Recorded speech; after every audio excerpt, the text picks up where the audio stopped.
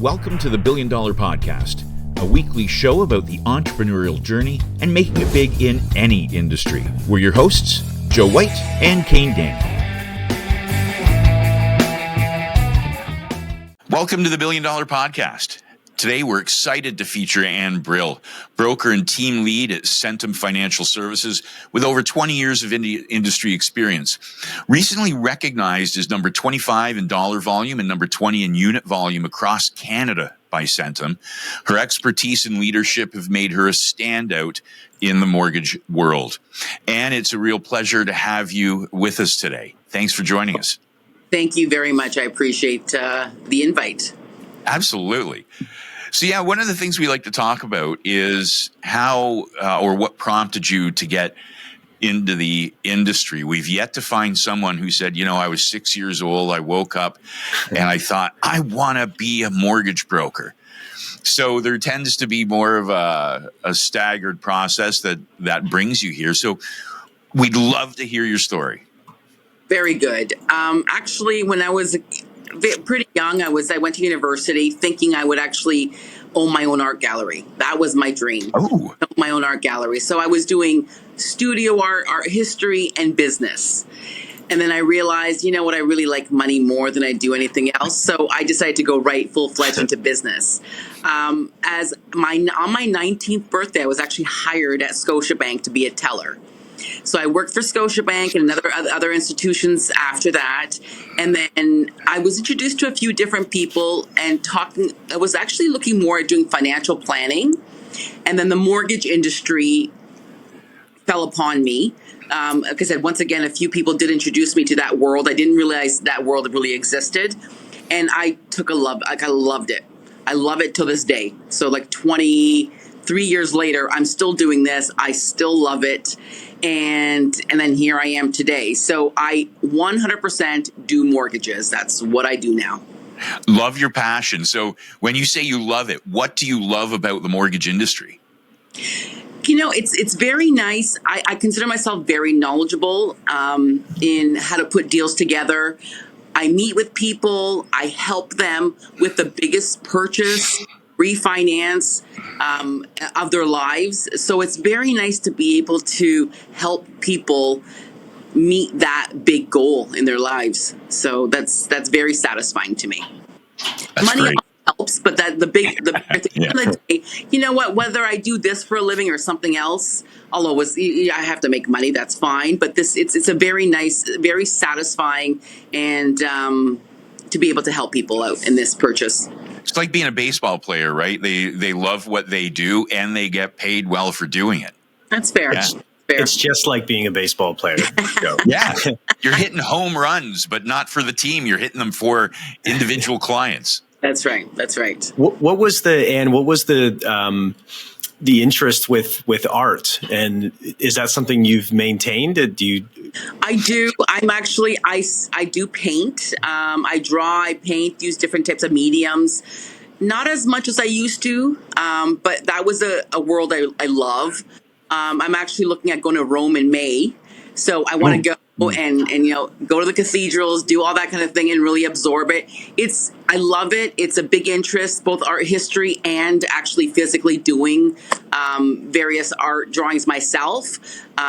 Just love that industry. And I just figured the art gallery. So I've always wanted to be a businesswoman. That's regardless of what I did in life. I want to be a businesswoman. So I'm like, I'll own my own art gallery. So I love art and the business put together. I figured would be the right fit when I was 19. That's amazing. That's really interesting, because I always find that most people who are really like artists and there's sometimes can be a little bit disorganized, which I know is like the opposite of you. You're very structured and organized, and very structured, you know your process. Very factual, very numbers. That's just who I am. That is correct, yes. So, Anne, I've got a question for you in regards to, like you said you wanted to be a businesswoman. And what struck me about that is women in the industry. And this has always been, well, not always been, but for years it's been a male-dominated, primarily white male-dominated industry, right? Did you find anything that you had to overcome as a woman coming into this industry? You know what? At the end of the day, I hold my head down and I really very diligent and do what I do. I find I connect very well to my customers and lenders and all my business partners have been very receptive. Most of the times people are surprised. Up until now, I am a team lead, but I was a principal broker for a brokerage for quite some time. People are surprised. Oh, that's what you did. They were surprised. They thought I was administrator. I get, without even opening my mouth. But it's okay. It's been a decent ride. And no, I don't believe I've had any major I didn't have to overcome being a woman. I also am very strong, very proud, very loud. So I don't think any people I don't think doubts me. So it's good. You intimidate people, and that's not in a derogatory way, but it's good to be forceful, right? You need to be, if you want to be a business person, you have to be kind of forceful to get your point across. And I believe the same. You have to listen. I'm here to advocate for everyone, and I'm doing the situation for. So appraisers, lenders, lawyers, my clients, I'm here to quarterback the entire relationship. And in order to do that, you have to have the smarts and the confidence and the ability to do that. So that's exactly what I do. Yeah, amazing. It's interesting. Joe and I talk about this because we both have daughters. My daughter's 5, Joe's 12 now, 11. Almost. I have a daughter 17. So okay. So we talk about this a lot. Like, my daughter is very disagreeable, like a lot of 5-year-olds, but I think she's especially stubborn, which are some qualities that may pay for her later if she's able to, curtail it a little bit. But I think it's good that for her maybe not to be really timid and to have a strong will. I think that those can be beneficial, although exhausting now can be beneficial. She's definitely not timid around Kane. That's for sure. But I wanted to ask Anne about you were saying about the being a female in the industry, and we see this a lot at Remick doing the mortgage course. We see now more females coming through our courses and into the industry than ever before. Is that something that you see? And is that something that, what do you think? Why do you think that is, if you're seeing that? I do. I've seen a lot more women come into the industry and a lot more women with more senior roles. So I love to see it, because at the end of the day, I love to see that there's a lot of women, and like I said, holding higher positions, able to run the companies. I think a lot of times women have found maybe in this industry, they can relate more than maybe other people can. They can relate to their clients. They can relate to their lenders. They can, and make the deal work. They understand, they're confident enough, and they have the knowledge to be able to put these deals together. And it's a very lucrative industry, but it also gives you, as possibly a wife, a mother, time to be able to do certain things in life. Like, I do have a 17-year-old daughter, and she is my world. And I make it a plan. Like, I'm there for her events. I'm there for her schooling. I'm there for whatever she needs me for. But at the same time, I'm still working. It's just, you know what? I'm not working a 9 to 5, and this industry allows it. So I think a lot of females maybe realize to be able to balance life and not do a typical 9 to 5, possibly with an employer or a different industry. This is the industry that can actually help you balance, yet still be a fairly lucrative company or industry to be in. I think that's such a well-made point. We were talking to one of our other colleagues in the life insurance side, was saying the same thing. He loves when he hires like single moms and people that are really motivated, and they have this type of role provides that flexibility. Something else that we were at a Darren Hardy conference a few years ago, and he was talking about decision-making in the household and how it's often females that are making the decisions. And so started thinking about this for the mortgage industry, that I wonder if that's maybe part of it, that women may relate to women if better in that role, because they're more often going to be making the decisions, at least according to Darren Hardy in this industry. So it's really interesting and we did see an uptick since then of, like I mentioned, of women coming through the course. Yeah. And it's nice. It really is, a refreshing change to see the industry more reflective of the demographics of our communities, right? It's a good thing. Yeah. So, Anne, what do you think it is? Just thinking about when you started in the industry. I mean, you said you started as the kind of a bank teller and then got into mortgages. Did you find success right away, or did it take some time for you? And I guess what I'm really asking is what sort of was your biggest challenges, and how did you face them? Specifically for those, like, so a lot of our audience is new in the industry or just about to join the industry. From your perspective, I'm wondering what you think maybe they should be looking at. What challenges are they likely to come across, and how did you deal with those? Okay. See, I find this is not rocket science, but at the end of the day, you have to be very diligent on doing certain things. I actually meet agents on a regular basis, and I explain to them, I'm like, you know what? Why don't you tell me how much income you want to make this year? And I work backwards. So I will tell you how many phone calls you have to do, how many applications you need, on average this, and you will make this income. It's like I said, you can work backwards from the income you want to do, and as long as you do that regularly. I pick up the phone and I'm on the phone probably 100% of my day, 80% of my day, 90% of my day. So always out there, always talking to people. And you know what? People are like, oh my God, how do you do that? I'm like, there's no room for failure in my life. So in order for me to succeed as a mortgage broker, I need to pick up the phone. I need to do the things that everyone else won't do. And I believe that's what makes me successful. So tell me, because that's inspiring. When you say you're always on the phone, how do you go about getting your business? How do you go about generating leads for yourself? Who are you talking to all day? Okay, so I'm going to say most of my business has been referral business. Mm-hmm. I really don't spend a lot of money on marketing. I have tried, just because some people on my team really wanted me to, let's say, purchase leads. I find that is too much work and with not enough of return of investment. So talk to people reach out, whether you're in a cultural setting, religious setting, sports setting, just anywhere you do, people need money anywhere you go. So talking to enough people out there and passing your knowledge over. I actually don't even ask for referrals. People provide me with referrals because I give them added bonus. So when you talk to someone, and whether it's an investment, a realtor, if you can show them how you can benefit their business, they're more than happy to actually give you a referral. So I try and see if I can benefit anyone else. Listen, if I can provide some added knowledge to you and that would help you in your industry, let me do that for you.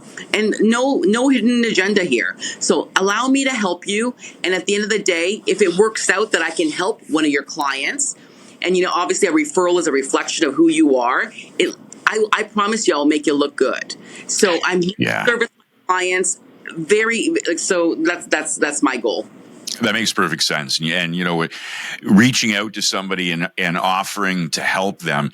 When we do business development seminars and we talk to students, say, well, how am I going to get business from a real estate agent? Well, first thing I would suggest is that you don't go and say, hey, I'm looking for business. It's basically, hey, how can I help you grow your business? And how can we partner together? So that what you say there about giving value before getting value is, it almost sounds like charitable, but it's certainly not. It's a brilliant way to get business by helping others expand their business. They want to reciprocate, right? So you must have found that with so many of your referral sources. Yes. I think there's another important. Sorry, Anne. There's another important thing that I make sure our audience, I think it'll be good for them, is to not necessarily have an expectation, because I think when you go in there with that in mind, it's going to come across. And also it's a good way to, not have your expectations violated when you don't get it. So you don't become unhappy. Just going with no expectation, provide value without that. And I think you'll be probably happier, and then you'll probably get more anyway than you would have otherwise. I do believe that. Like, I've been doing this for 23 years. In my own means, I consider myself very successful. I try and give back. So I do the mentoring. I try and help out new agents. I've actually mentored a lot of young girls, not in the industry. So whatever way I can get out there and voice, you know what? My success, or if I meet someone, some people are very, standoffish, you're so successful. I'm like, my success doesn't take away from your success. Well, there's enough business out there for all of us to be successful. So if I can help you out, I'm here to help you. I have no problem with that, with whatever it is in life. Totally agree with that, especially considering the fact that, depending on who you talk to and what year it is, we've got like a 35% market share, with the balance going to the banks. Yeah. And it always boggles my mind, because I don't believe that they deserve any of that business. Everybody should be going through a qualified broker, right? And then if they end up at the bank, that's fine, but you don't start at the bank. Anyways, that's another pet peeve. But yeah, you're right. There's so much business out there for everyone that to help each other it ends up helping each of us do business better, and that helps consumers at the end of the day, right? I believe the same. At the end of the day, Yeah. I've had brokers and agents reach out to me, not part of my circle, not part of my Centum family, that reach out and ask me, what do you think about this? And I have no problem with that. Here it is. This is what I would do with the deal. And if it helps them out, they don't forget. People don't forget that kind of stuff. And, people really remember how you make them feel. So if I can give you a couple of bits of information, because I've been doing this for so long, why not? I appreciated when I was young, when someone a little bit older gave me some advice. Now I'm the older, so. I think that's I think that's less understood about this industry. We talked about this many times, is about it really is a nice community for people coming in, and there's a lot of great brokers like yourself that are actually willing to help, even as you mentioned, outside of the company or outside of the network. So I think that's maybe not as well known for those looking to enter, that there's a lot of support and help if you're willing to. I believe there's there. It's not just there's a lot of people I've met in the industry. I know there's the Women Association. Like, people are there to help you for no reason other than we want a good, strong, professional mortgage women in the industry, whether men or women. I'm sorry, it's men or women at the end of the day. But we want strong professionals in the industry, and bring up that level of mortgage broker than it used to be in the past. That stigma behind that word, right? So I'm interested in knowing, you're a team lead at Centum. How do you inspire and motivate the team that you lead? Because leadership is part of it is about that. It's about mentoring. It's about leading by example. How do you do that? It is exactly that, leading by example. So when I say to my agents, do 10 calls a day, I do it myself. A lot of my agents have come in and listened to me speak to either clients or lenders or anyone I'm interacting with, just to see my style. Don't be scared to stand up and do it.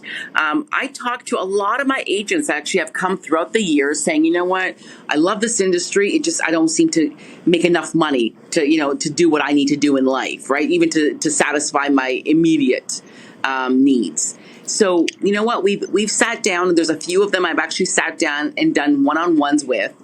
And not only have they succeeded in terms of their own means, they're happy with the industry. And you know what?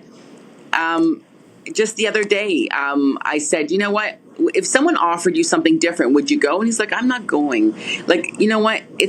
People always think it's greener on the other side. At the end of the day, you find a strong person who's there and willing to be there for you. And I am. I'll fight my agents, if I need to fight, if I believe in something, I will fight it, no matter what it is and whomever it's with.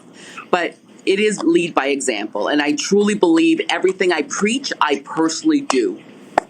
That's amazing. And, really, your passion comes across incredibly well. So, if I can't imagine anybody working for you who doesn't pick that up and say, you know what, if she can be that passionate about this, certainly I can as well. Yeah. I imagine that you may have had some challenges in your early parts of your career, or maybe even in recently with the way the market's gone. Maybe tell us a bit about some of the challenges that you've had, if you've had any, and maybe how you've overcome them. You know what? There has, especially in the past few years, with challenges where, and I understand, like in the past, being in the industry for so long, life was very different with certain lenders. Now it's, and there's nothing wrong with that, but cross your T. And, I always actually tell clients I'm going to need a little bit of blood and a little bit of urine at the end of the day. So a lot of information. You know what? Setting expectations with your clients helps. I consider myself a true salesperson. And you know what? I have learned throughout the years to give myself more time than less. In the past, I was always there trying to satisfy. I'll have an answer for you tomorrow. I try not to do that anymore.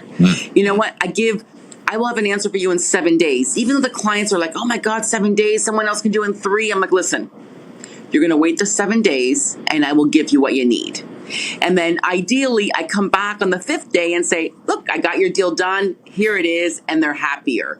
But when you set yourself up tomorrow, and that tomorrow gets pushed off to the next day, like I said, setting your expectations with your clients, realistic expectations, does help with the challenges. Today, you know what? I believe I would know what a lender would want, depending on which lender I go to, depending on the situation, the deal. So I try and ask the client for X, Y, and Z up front. But truthfully, lenders come back to me and surprise me every day too. Oh, no, I want this. I'm like, wow, where did this come from? So you know what? Once again, setting expectations with your clients. This is the preliminary that I need to get your deal approved. We will need more and more in-depth, possibly questions, answers, and documentation to satisfy those conditions. Everybody is working towards the same goal. Help me help you, right? So yeah, you know what? Setting those expectations, that is a great piece of advice. I think that cuts across industries as well, right? It doesn't matter what industry you're in. Setting that expectation is so vitally important. And I think you hit the nail on the head. People tend to overpromise and underdeliver as opposed to flipping that on its head and going the other way. Yeah, that's it. Being in the industry for so long too, like when I was younger, I would, hello, Kane. Oh, goodbye. Being in the industry when I was a lot younger, you know what? I never, ever said no. So something I can pride myself at the age of 53, I have learned to say no a lot faster. That's how it made a big difference for me. When I look at something now and I'm like, there's no deal here. In the past, I would literally keep trying, figuring things out. It's just, it's not worth, it's not my good, it's not time good, my time, sorry, my use of time, nor theirs. It's easy. It's just better to say to the client, listen, unless this changes or this changes, I can't help you today. But it doesn't mean I can't help you tomorrow. So I've learned to say no quicker in a nice way, but a lot quicker. It just saves, I think, everybody the headache.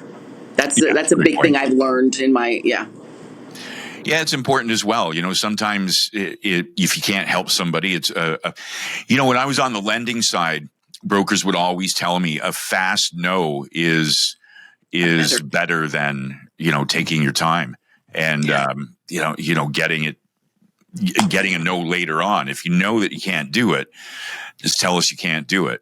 And you know what, that makes me think as well about how we've seen with, I think, the advent of technology, more perhaps individuals trying to, and especially in this economy, trying to pad their income or change their documentation. How do you mentor agents on on what to do if they come across a client who is trying to, slide a piece of paper across that may have been tampered with or forged. Right. That's tough. You know what? Because I've seen some paperwork that I would never in a million years have ever caught. I'm like, wow, I'm actually shocked. And it's too bad that I know lenders have certain tools that they can use to authenticate documents. It baffles me they don't share that with brokers, because the better we are in, the better we are, better deals we can put together. Right now, I've come across a few things where agents have come up to me and said, I'm not very comfortable with this. You know what? Sending it through, there's, like I say, bank statements directly from the bank to us. We've done that route. Even as simple as, okay, Mr. Client, my lender wants you to sign off on this CRA form so we can talk on your behalf to confirm your notice of assessments potentially.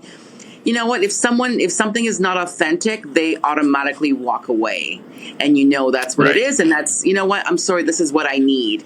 So we are here to protect not only the client, but also the lenders and ourselves for that matter. So you really have to be careful. You don't just, ask for in different ways where there could potentially be hopefully no tampering with things. So just asking, like, the bank statements have to come directly from your bank to us.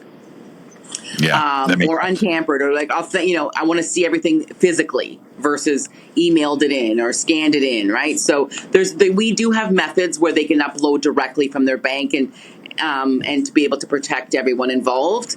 And like I said, as soon as someone has done something that's not appropriate, most of these people just walk away on their own. Yeah. So, yeah. That makes a lot of sense, and especially on the CRA point, right? Because that's where we found is the highest likelihood of fraud from a client's perspective is going to be on their income. Not necessarily anything else, unless they're part of criminal organizations. Then they get into fair.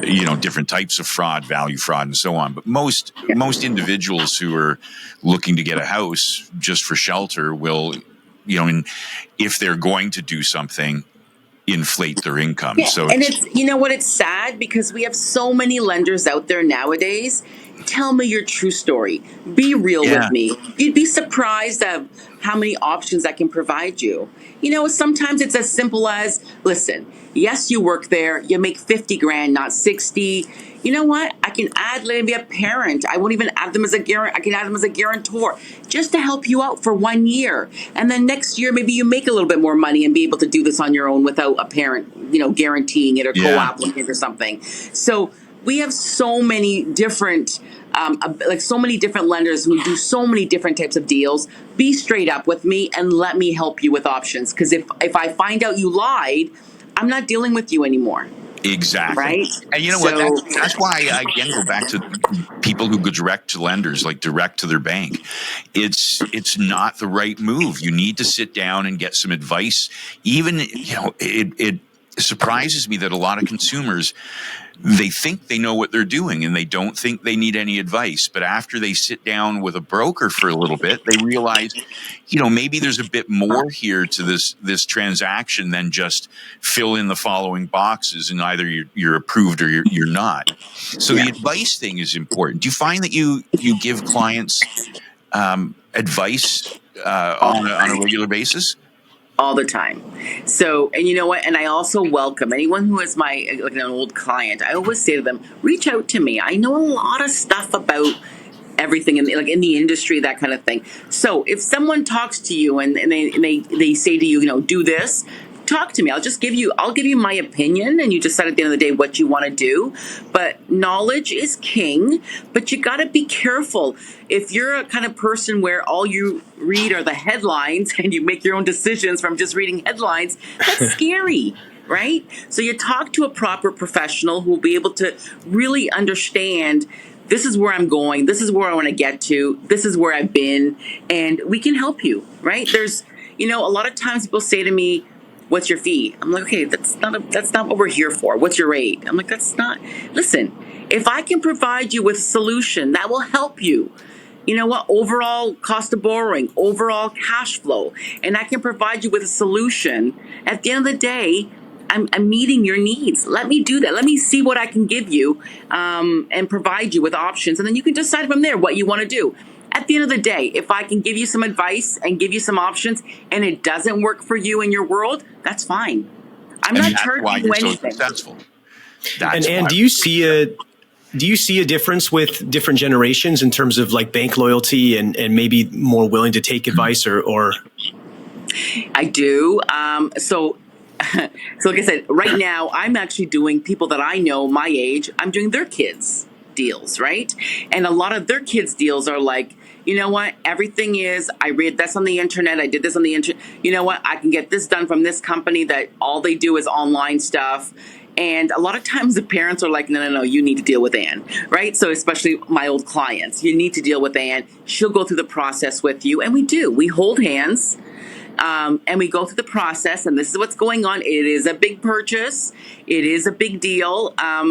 I find, and then you have a lot older people that, you know what, we talk about, let's say, reverse mortgages. And when you say, when you talk to somebody and say, you know, how about a reverse mortgage? And they're like, no way, I can't do that. Okay, with all due respect, no one's ever taught you and shown you what a reverse mortgage can really do for you. And it's not for everyone, but there's a lot of people out there that really don't understand it. And once again, they're probably reading the headlines. You know what? They took my house away. They did this. So they really don't understand it. So a lot of people, you have to really, I believe, especially the older, maybe my age, where they do like to sit down a little bit. Some of it is done on the phone and over the computer and on emails and everything else. But the younger, I find, you know what, if you want to sit and come into my office and physically meet with me, they're like, no, we're good. So we'll do a couple of Zooms. That's fine. So they get to see I'm real.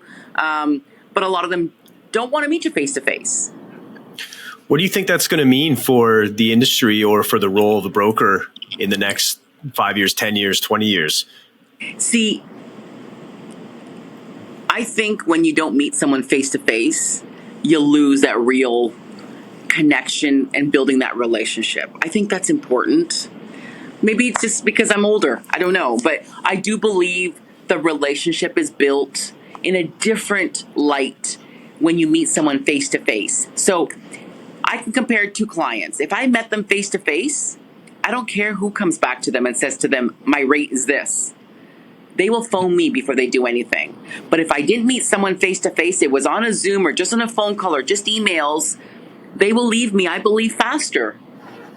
So I think that face to face, and I know a lot. I understand through COVID and everything else, no one was doing that. I get it, but it's continued, right? We've been out of that for quite some time, but it's continued. People still don't want to come in. In the past, when I started this, I think I met 99.9% of my people face to face, whether I went there or they came to me. Now it's not as many. I'm going to probably say 50-50. Yeah, but that's interesting. You lose that. Yeah. When I first got in the industry, in the late 80s, early 90s, it was the exact same thing. Every appointment was going out to somebody's house, and it was a much different environment. And it did, at the time, and I didn't realize it when I was fairly young when I got in, and I thought, hey, how I just want to get in and get out. At one time I was ridiculous enough to give a client the application while I was sitting in their living room and say, you know what, you can just fill this out. And then, I left. It was the stupidest thing, right? But I left, and then I looked at the application and thought, I can't make a damn thing out on this. I don't even know what they put there. How lazy was I? But, with those interactions, you kind of cut your teeth, and I started to learn that there's this interaction that you have with the client. It's not just about the dollars and cents and the facts of the transaction, but it's about you're talking to another live human being who has experiences and interests and things. And if you can connect on any level like that, like you said, you've got a client there, and it's not just a prospect. They're not going to go somewhere. You're not, you know what? They're not rate exhausting you. Like, oh, this happened. That's not what they're doing. It's about the relationship. It really, really is. Listen, everybody wants a great deal. And I'm not, Yeah. you know what, being a broker, I have, tons of lenders to go to. So I'm here to do whatever I can for you. But it's not always a, zero point 0.01 less. Like, Right. I'm not here to do that. I'm not here to do that. I'm not for sale. I know what I bring to the table. So you get what you pay for. I think some people might think of it about a mortgage is very transactional. It's like almost like a commodity where it's just here. Let me give you this, and then tell me what the product is on the other end. Whereas I think in reality, it's much different than that. There's a lot more that goes into it that maybe is less understood. And I think that in the future, near future, I think what might happen is the human spirit might actually become even more valuable as we spend less time on it. So there might I hope so. Yeah, it's a little optimistic, but I'm hoping that as well, that it might actually be more valued as our time becomes more valuable, that it's valued now that you're giving me my time.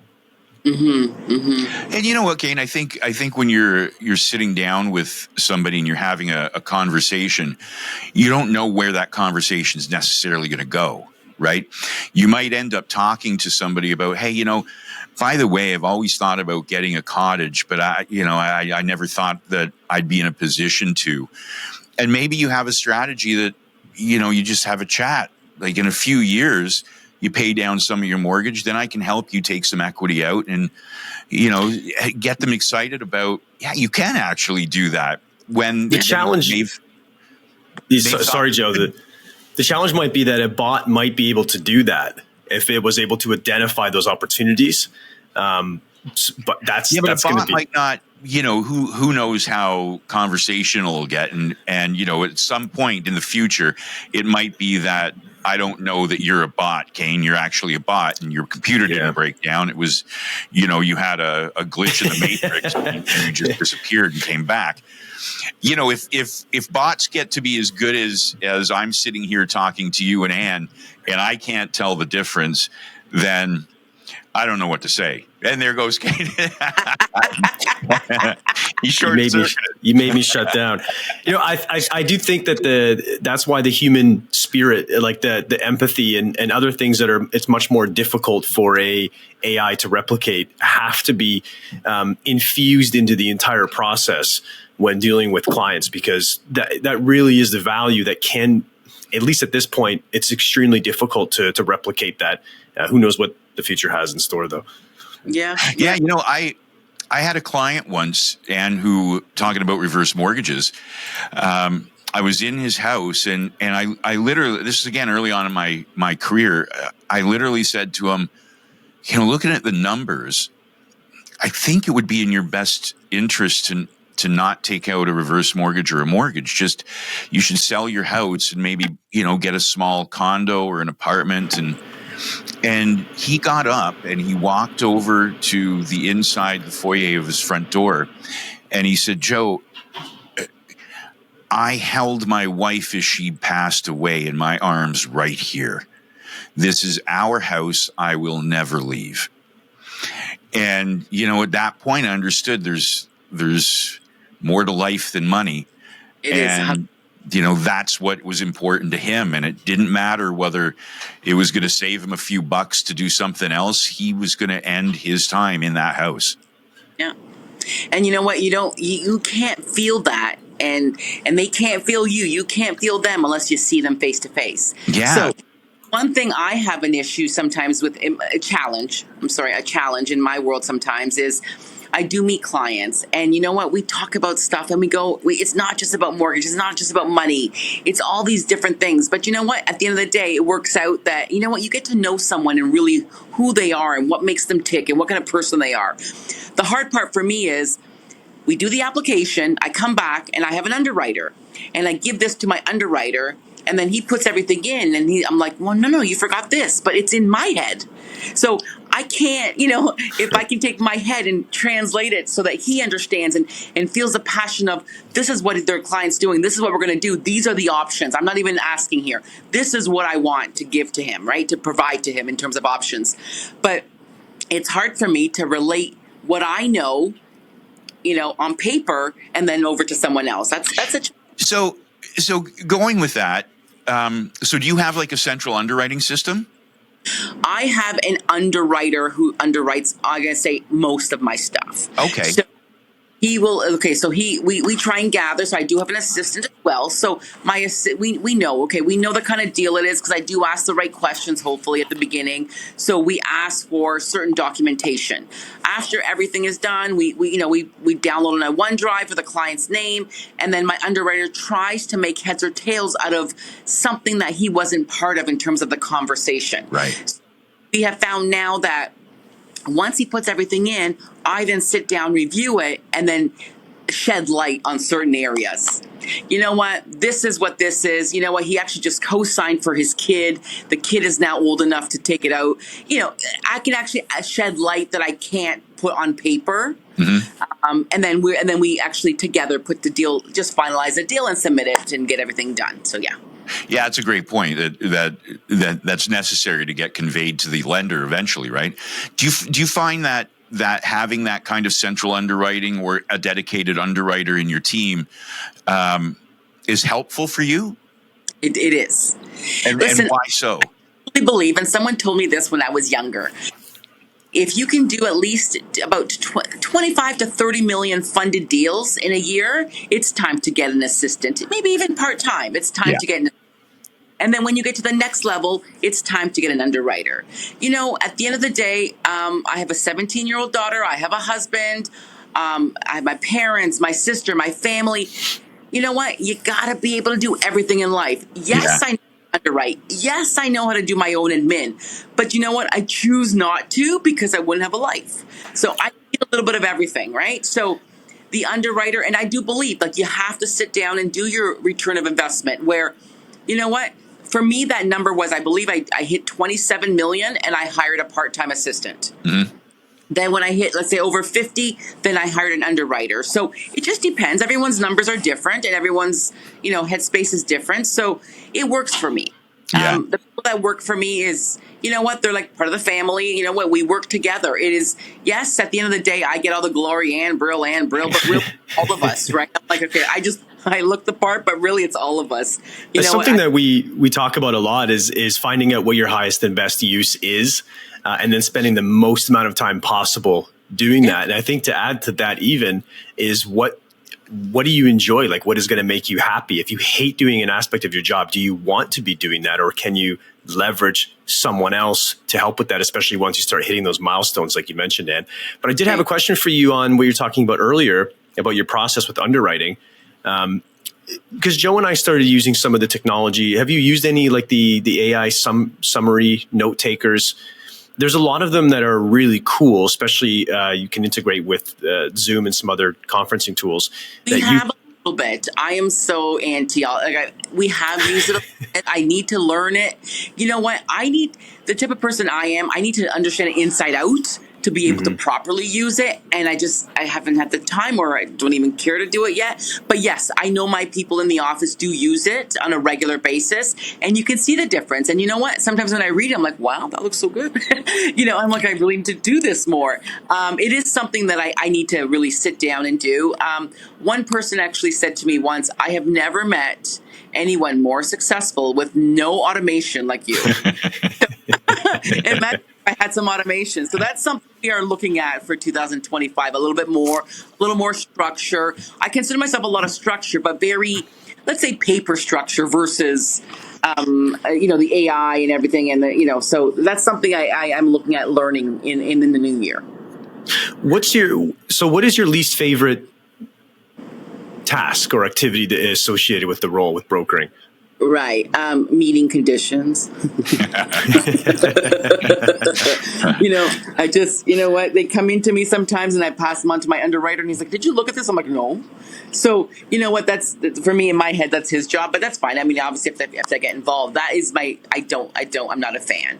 I just want to be out there.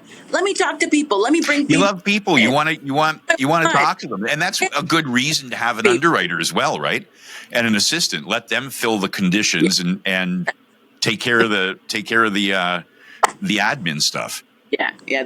I'm not a huge fan of that. I mean, I get involved. There's no choice. I have to get involved in sometimes because things go sideways.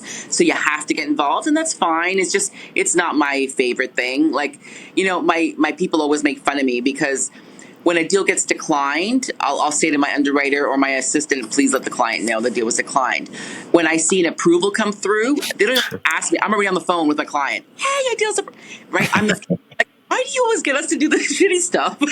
And you're always, I'm like, I like to deliver good news. This is what I got for you. This is, oh my God, this is what we did for you. And I love that, right? And I know it's not easy for me. I don't accept no's. You know what? I believe anyone I allow in my door to accept, to do an application, I believe there's a solution there. So I won't just pick up the phone and say, no, I can't do it. I have to find another way to figure it out. Just, trying to figure out how we can do this to satisfy. And it might be a 2-step process, not a 1-step process that I originally thought. Is that something that you look for? Like when you hire new agents, or if you're bringing on a new agent, do you look for that? Like, what are their people skills, or do you look at soft skills, or is it more about their ethic or mindset? Like, what do you look for? I like, what? I truly believe I'm a good judge of character. Now, so I try and talk to them. Just be real with me. Talk to me. How would you get business? What would you do? What drives you? What's your passion? What do you want? What do you, and then I really feel that, yes, this is a right fit for our team, because I want people to be involved. So if you're going to be in the industry, don't come to me once a year because I don't want to talk to you. Right? I want you here. I want you involved. I want, when I have events, I want you front and center. Like, this is, like I said, it just happens to be my name, but this is all of us. When I'm on stage, it's all of us. It's not just me. I want us all to shine. And you know what? Who's to say buddy down the street is any better than you are? It's just, he did what you wouldn't do. He did what the average person is like, procrastinating. Oh, no, I do this. I don't want to do this. You know what?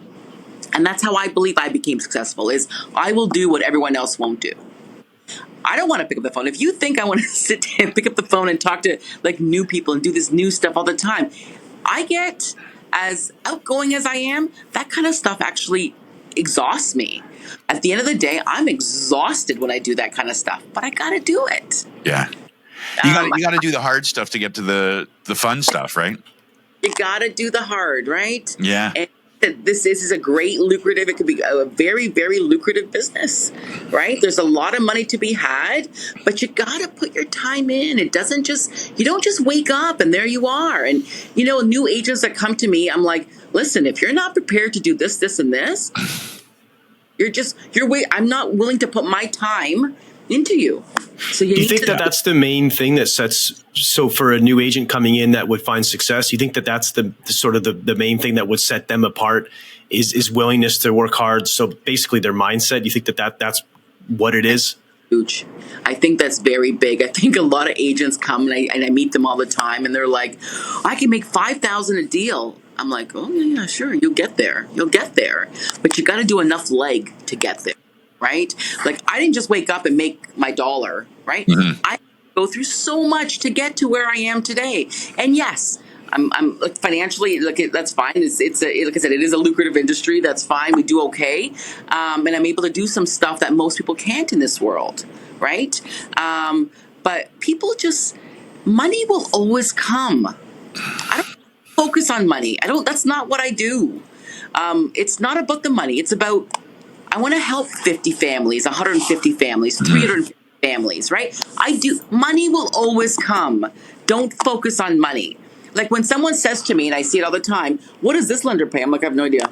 I have no idea. I truly don't have any idea.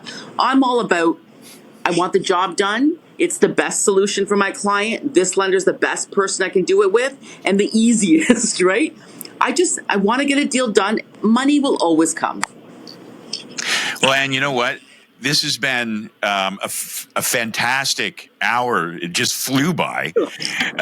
Your passion, your outlook on how to do business and helping people and giving that value, I think, is inspirational for agents, especially new ones coming in, to find out, what is the secret sauce? The secret sauce is being passionate and caring, right? Yeah. It's easy to see.